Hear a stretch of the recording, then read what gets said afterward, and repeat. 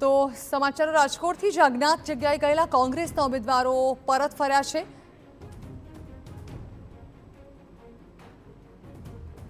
આ કોઈ બીજેપી વાળા નથી તો કોઈ 5-25 આપશે અને અમારી જાત વેચશું। અમે અમારી જાત વેચવા માટે નથી આજે ટિકિટ આવી, અમારી મહેનત છે અને આ તાનાશાહી એની છે, એને ડર આવી ગયો છે કે આ તાનાશાહી અમારી હવે નહીં ચાલે, હવે કોંગ્રેસ આવીને બતાવશે। એટલા માટેથી એ લોકો અમને બધાને જ્યાં ત્યાં એને એવું થયું કે અમે બતાવી આવું, એટલે જેથી કરીને તમે શું કહેશો બેન?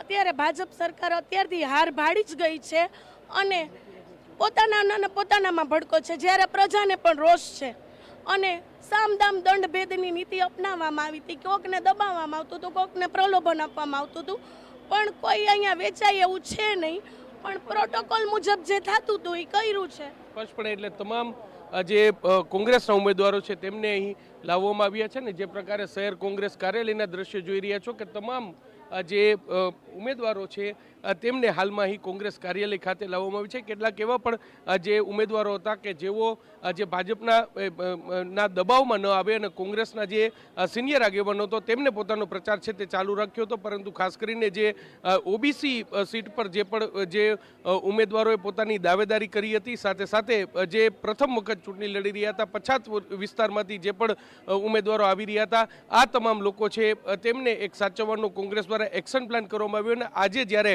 ફોર્મ પરત ખેંચવાનો દિવસ પૂર્ણ થયો છે ત્યારે કોંગ્રેસનું એક પણ ફોર્મ છે તે પરત ખેંચાયું નથી અને તમામ 72 ફોર્મ છે તે માની રહ્યા છે અને હવે કોંગ્રેસના જે ઉમેદવારો છે તે આવતીકાલથી પોતાનો ચૂંટણી પ્રચાર શરૂ કરશે। કેમેરા પર્સન ભાવેશ લશ્કરી સાથે મોહિત ભટ્ટ, TV9 રાજકોટ।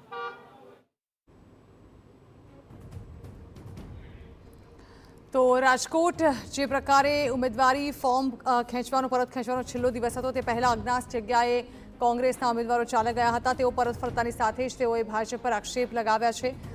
તેમનું કહેવું છે કે ભાજપ તરફથી સામદામ દંડની નીતિ અપનાવી તેઓને ફોર્મ પરત ખેંચવા દબાણ કરવામાં આવી રહ્યું હતું।